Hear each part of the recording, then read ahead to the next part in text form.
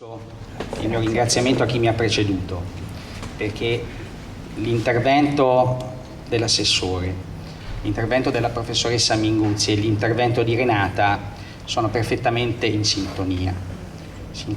nell'evidenziare che noi tutti, umanità, ci riconosciamo in dei valori. Questa città credo che sia una delle più luminose espressioni di questi valori che accomunano miliardi di persone. Abbiamo dei riferimenti, tuttavia mi sembra abbastanza evidente che esiste una chiaramente minuscola frazione dell'umanità che si è posta al di fuori di quello che l'assessore Pirone ha definito la cornice dei valori di riferimento. E quindi noi dobbiamo oggettivamente porci il problema, no, intanto di capire questo passaggio, quindi di identificare una categoria, no, per capire che chi non si riconosce nell'umanità, come lo etichettiamo, la proposta più spontanea è quella di usare la categoria sgradevole, ma che forse dobbiamo riciclare, anche se l'abbiamo bandita dal nostro lessico civile, di nemico. E nemico, adesso io chiaramente mi espongo nel usare questa parola molto forte, mi rendo conto della responsabilità, ma in quei pochi minuti che ruberò al professor Fales, che deve avere il ruolo di primo piano nell'incantarvi con la sua straordinaria esperienza, io vi elencherò, vi farò una breve cronaca di quello che è successo a Palmira in questi 5 mesi e capirete perché la mia proposta certamente azzardata, sbilanciata del usare l'espressione nemico non è del tutto destituita di fondamento. Perché, vedete, oggi è uscito un'intervista a Giuliano Amato, sapete tutti chi è Giuliano Amato, è intervistato dal direttore del Foglio, il giovane Claudio Cerasa, successore di Giuliano Ferrara. Giuliano Amato, voi lo conoscete, è una persona che ha ricoperto incarichi istituzionali di altissimo livello, non ultimo è stato vicepresidente della consulta commissione, non mi ricordo come si chiamava, che era stata chiamata a definire la nuova Costituzione dell'Europa. E direi un ruolo di grande rilievo, oltre ad aver avuto 2 volte l'incarico di primo ministro in Italia. Giuliano Amato, a delle domande esplicite del direttore, non ha avuto, devo dire, grandi esitazioni nell'usare un termine per etichettare appunto lo Stato islamico o califfato usando la parola nazismo. E se lo dice Giuliano Amato, che è una persona che era nota come dottor Sottile, e dobbiamo porci il problema che forse questa interpretazione ha un suo fondamento. Adesso vi dirò appunto perché è un nazismo e quindi poi sapete come è stato sconfitto il nazismo, sapete come l'Europa, devo dire con dei tentativi accaniti, ripetuti, reiterati, io oserei dire scellerati, di venire a patti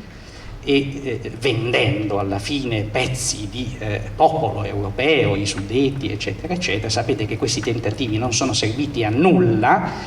ricorderete tutti la frase di Winston Churchill, che tutto sommato direi che è il simbolo della vittoria, no? Contro le forze nazifasciste.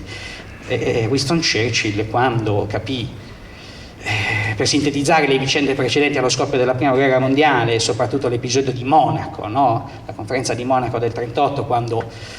fu convocato questo incontro al vertice per capire cosa si doveva fare, insomma, lui disse: potevate scegliere tra il disonore e la guerra, avete scelto il disonore e avrete anche la guerra. Allora,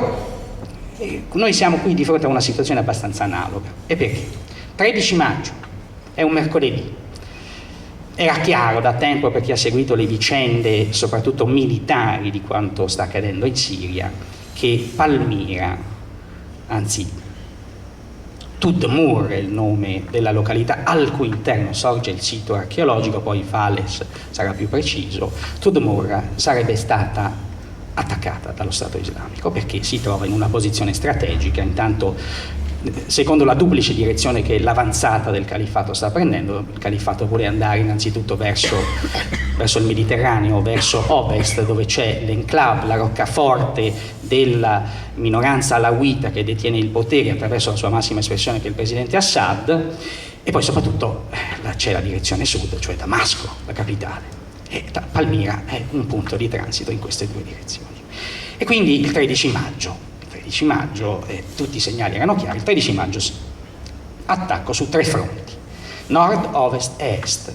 E noi perché sappiamo queste cose? Sappiamo queste cose perché ci sono le nuove tecnologie e ci sono i cosiddetti citizen journalist. No, ci sono le fonti in loco connesse con i grandi organismi esterni, internazionali, che danno le notizie, ci sono le fonti locali, perché noi non siamo lì. Oggettivamente, mettetevi nei panni di un giornalista, poi anche Andrea Roma li potrà dire, è molto oggettivamente complicato fare il giornalista in Siria in questo momento. Ma noi abbiamo le fonti locali e le fonti locali danno un quadro drammatico di quello che succede il 13 maggio con lo Stato islamico che si presenta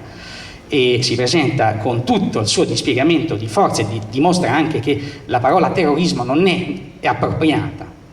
nel caso dello Stato islamico, del califfato, perché il califfato è una perfetta congiunzione di tecniche asimmetriche e simmetriche, cioè rappresenta la combinazione di terrorismo e tecniche militari, quindi una cosa devastante. Quindi attacco da nord, ovest e est, in poche ore conquista l'altura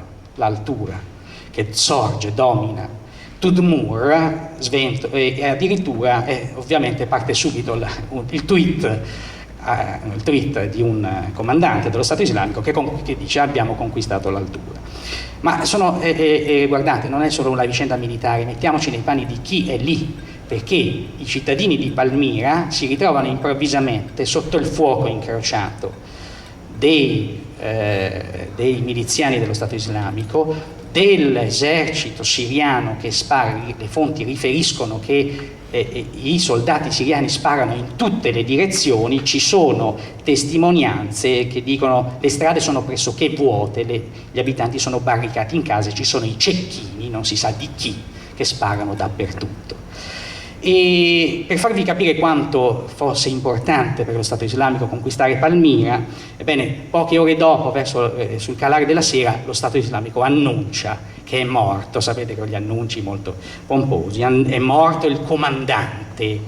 Abu Malik al-Tamimi, un saudita, e un volto notissimo di questa nuova forza emergente dello Stato islamico, tant'è che fu mandato in Libia a girare il famoso video in cui vengono trucidati gli etiopi cristiani, e quindi è stato scelto appositamente vista la rilevanza della missione. Ma è talmente importante quest'uomo, questo ovviamente etichettato subito come martire, che un video che uscirà l'8 giugno, quindi dopo la caduta di Palmira, è un video di 15 minuti che documenta, ancora su internet, lo potete vedere se volete sollazzarvi, perché è una collezione di orrori e di atrocità davvero di matrice nazista, esecuzioni sommarie, eccetera, eccetera. Il video con cui lo Stato islamico documenta la presa di Palmira viene intitolato Il raid dello sceicco Abu Malik al-Timimi, e quindi viene intitolata a lui la battaglia di Palmira. Ripeto, 15 minuti in cui c'è di tutto, guardate, è terribile, ma c'è anche un bellissimo sfoggio di tutti gli armamenti che lo Stato islamico usa, armamenti assolutamente sofisticati. Ci sono tank, obici, lanciarazzi, missili anticarro, tutti esibiti perché c'è la dimostrazione di forza, si vuole mandare dei messaggi a tutto il mondo.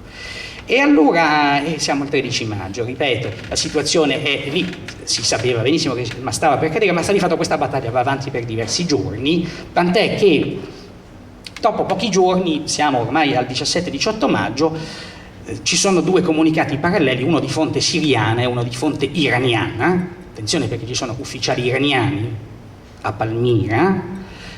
tanto era importante che c'era bisogno di un presidio iraniano. 2 fonti diverse, siriana e iraniana, annunciano che i terroristi, dice appunto il governatore della provincia di Homs, i terroristi dello Stato islamico hanno iniziato a ritirarsi, annuncia. È un tentativo disperato di negare la realtà, perché in realtà la ritirata è tattica.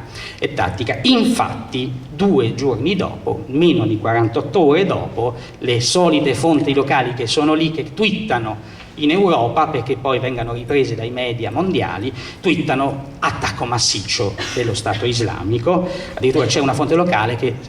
viene afferrata da un miliziano che gli dice: in 2 giorni noi qua è nostro. E allora altre testimonianze disperate che parlano di civili intrappolati, perché, ripeto, non solo si ritrovano al centro del fuoco incrociato, ma il regime non fa scappare i civili. Non fa scappare i civili, è un dramma colossale, insomma. Questi combattimenti vanno avanti per poche ore, finché persino l'agenzia di stampa del regime siriano, la famigerata Sana, annuncia, io cito testualmente: le forze di difesa popolare si sono ritirate da Palmira dopo aver assicurato la fuga della maggior parte dei residenti. E il cinismo di questo comunicato è evidente, perché nessun residente è fuggito. E adesso vi dirò anche che sorte ha avuto questi residenti, perché il giorno dopo ci sono i resoconti della Palmira conquistata. Cosa significa Palmira conquistata? Perché intanto viene imposto il coprifuoco, perché si tratta di, per quanto riguarda i conquistatori, di andare a cercare casa per casa i soldati siriani che non sono riusciti a scappare e che si sono rifugiati nelle abitazioni. È tanto importante, perché l'obiettivo, purtroppo, ribadisco la parola nazismo, forse siamo oltre il nazismo, purtroppo la sorte dei soldati, lo Stato islamico non fa prigionieri, anzi documenta con dei video di una perfezione assoluta le esecuzioni sommarie. E allora, per enfatizzare questa loro missione, loro si impossessano delle moschee e diffondono il comunicato minacciando i residenti, dicendo che chi continua a nascondere i soldati siriani farà la stessa fine. E purtroppo ormai è caduta, e sta di fatto adesso vi dirò in poche parole che cosa succede nei giorni successivi. Il 23 maggio, dicevo, 3 giorni dopo che la città è caduta, sono sempre i social network che comunicano con noi, compaiono le prime foto agghiaccianti. In particolare su Twitter fa capolino una foto che viene decodificata immediatamente da chi segue questi eventi, perché è una replica di una foto che era circolata un anno prima. Si vedono alcuni prigionieri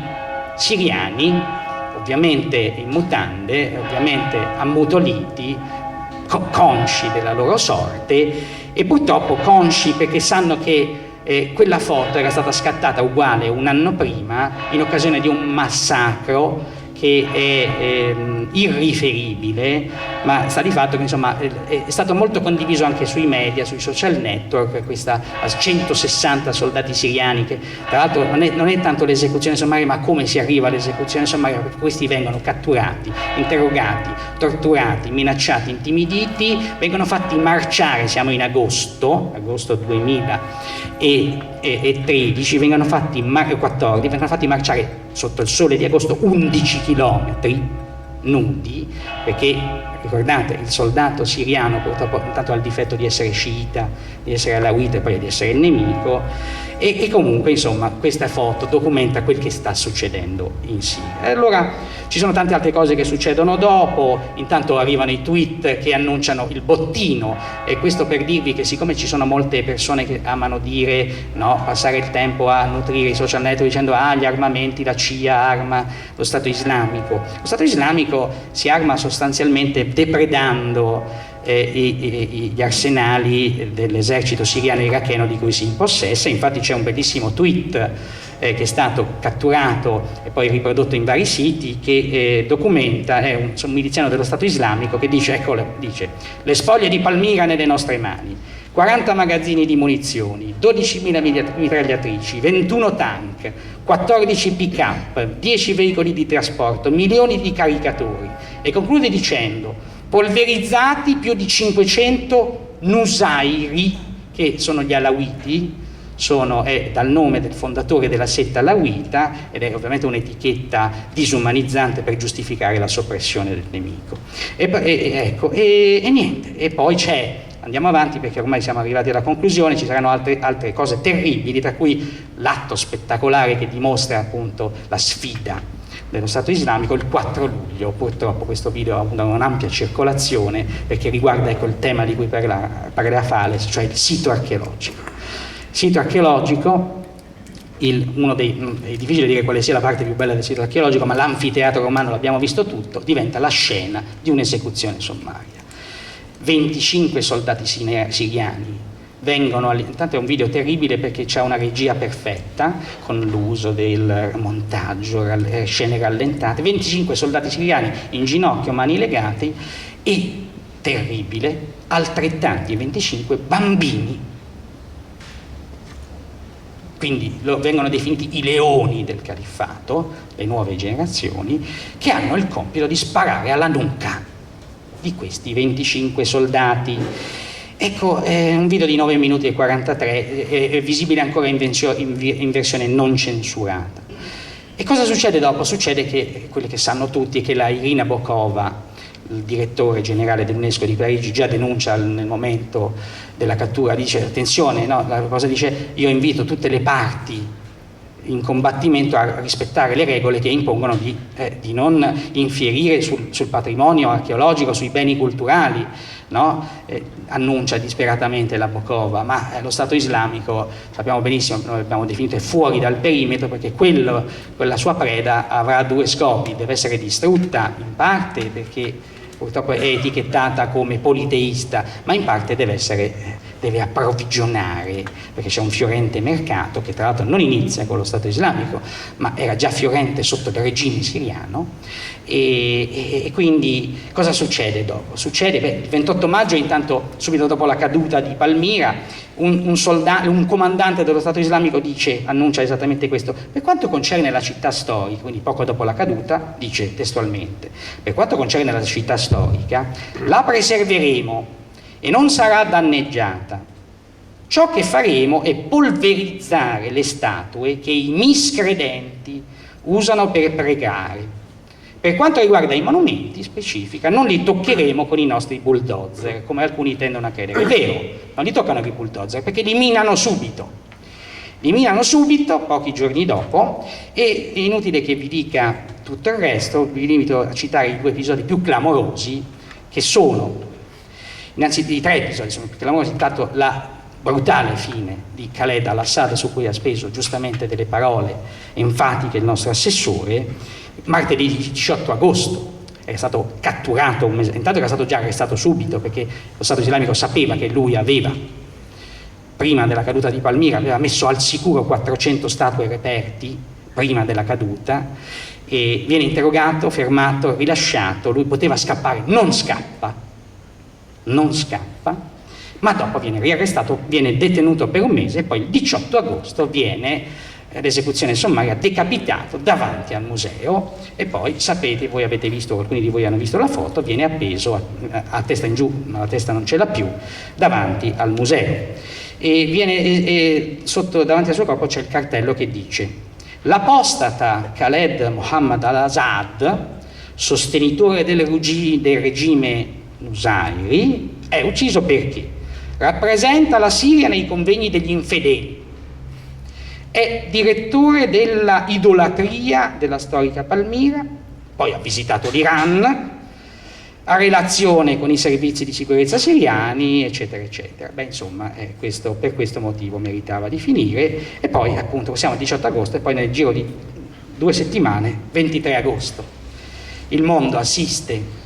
alla distruzione, quindi viene smentito l'annuncio del comandante dello Stato islamico, la distruzione del tempio di Baal Shamin, che tra l'altro il mondo non capisce bene, ma poi le fonti locali riferiscono: guardate che questa cosa di cui state parlando adesso è successa un mese fa, e lì la Bokova ovviamente capisce che il suo appello non è servito a nulla e fa un altro appello disperato, a cui risponde una settimana dopo lo Stato islamico, abbattendo con decine di tonnellate di esplosivo il tempio di Bel. Io ho preso anche troppo tempo, vi dico semplicemente una cosa, ribadendo il concetto di nemico, perché queste violazioni, questi soprusi, non so neanche come definirli, sono addirittura rivendicati con fierezza perché pochi giorni fa, il 9 settembre, è uscito l'11° numero della rivista dello Stato Islamico in lingua inglese. Si chiama Dabiq, numero 11, e questo è un numero interessante, sono 70 pagine, è molto articolato, ci sono molti contenuti molto edificanti, perché ovviamente sono rivolti anche, ci sono minacce a noi, all'Occidente, banchieri, eccetera, eccetera. C'è una celebrazione dell'imminente anniversario dell'11 settembre, c'è una foto del piccolo Aylan, l'avete vista tutti, no? Il bambinetto curdo che giace sulla costa, e c'è un articolo con la foto, la stessa foto che abbiamo visto tutti noi, e dice questo è quello che succede a chi emigra dai territori, come dire un messaggio, ma purtroppo dovevate rimanere qui, no? Non rischiate, state qui, che qui avete il vostro Stato, ma soprattutto ci sono 2 pagine, c'è uno speciale di 2 pagine con 14 foto che documentano la sequenza della, cito, titolo, distruzione del tempio, in inglese è tutto del tempio di Bel, però c'è una parola in arabo, del tempio Shirk di Bel. La parola Shirk annuncia esattamente perché secondo me dobbiamo parlare di nemico, perché lo shirk in arabo significa idolatra o politeista. Allora non specifico, ma vi dico che se noi dobbiamo classificare in questo modo l'umanità, io penso che siano miliardi di persone ad essere idolatre e politeiste, quindi io credo che dobbiamo cominciare a preoccuparci di queste persone, anche perché purtroppo quello che è successo lì andrà avanti. Grazie.